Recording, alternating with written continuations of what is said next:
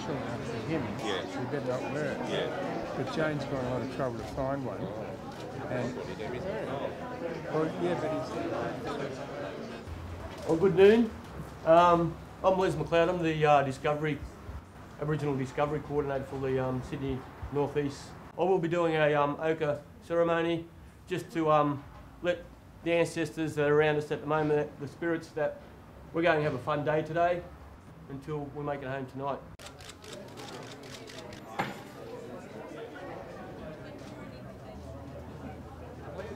I couldn't recommend a person with more integrity and honesty and commitment to making a difference in the world. And I've always found Jonathan to be a huge inspiration.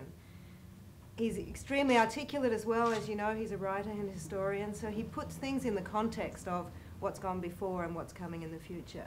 We're at a stage where the two-party system has fallen apart completely and become a one-party system, and I think a healthy alternative now more than ever is the most important thing in our political system. Jonathan, I believe, is very supportive of the Greens, not only environmental issues but his healthcare issues, and I believe he's the perfect candidate for Mackellar to spread the message of the Greens, and also, as we know, we must get back and allow King to take Bishop. I introduce you to Mr.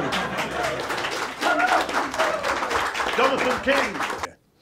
I first got involved in the environmental movement when my first fleet came through the heads in 1988, and I saw a big sign on North Head which said, "Cherish Australia's wilderness."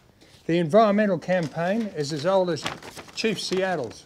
Chief Seattle in 1854, "The earth is precious." You all know that statement from Chief Seattle about why we have to care for the land. There are many, many reasons why the environmental issues are probably going to become the biggest of all of the issues. And we have the information, we need to start acting. But I just mentioned the three issues. Global warming and atmosphere change, that's obviously something that affects the whole planet, particularly Australia and even in Mackellar.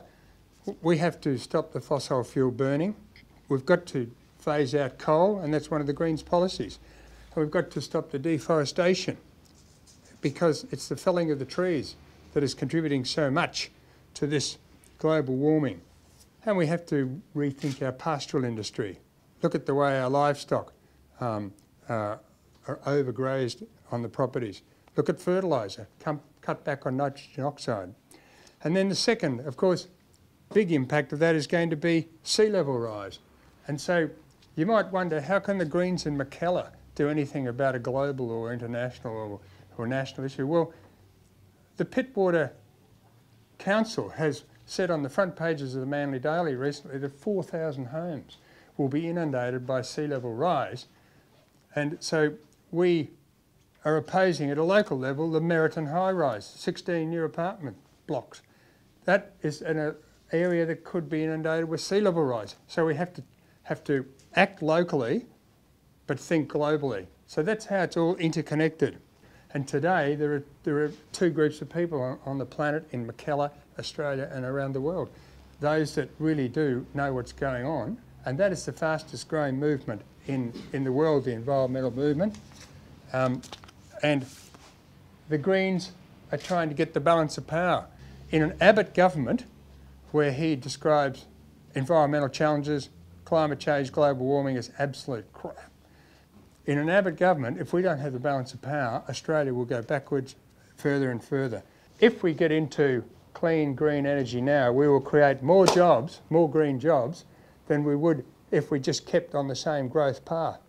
And so thank you for coming along to support the Greens campaign, and I think we've got a jolly good chance. If the vote is doubling, it was 1 million last time, could be 1 million, 2 million this time.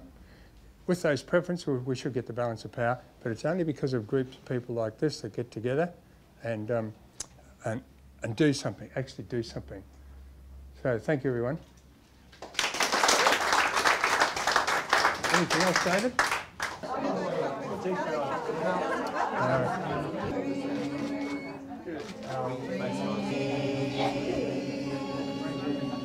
the climate change issue is very important. When the last tree is gone, what will mankind do then? We need to have a more compassionate world, really, and the Greens are seriously offering that. That's why I think the Greens are so essential. It's not just about environment, it's about keeping a kind of an integrity or something, some element of your political system that you can actually believe in. Big business is not going to influence the Greens. It's only the community that will influence the Greens' thinking. So we are the representatives, the true representatives of the people. You know, the light on the hill has moved firmly to the Greens.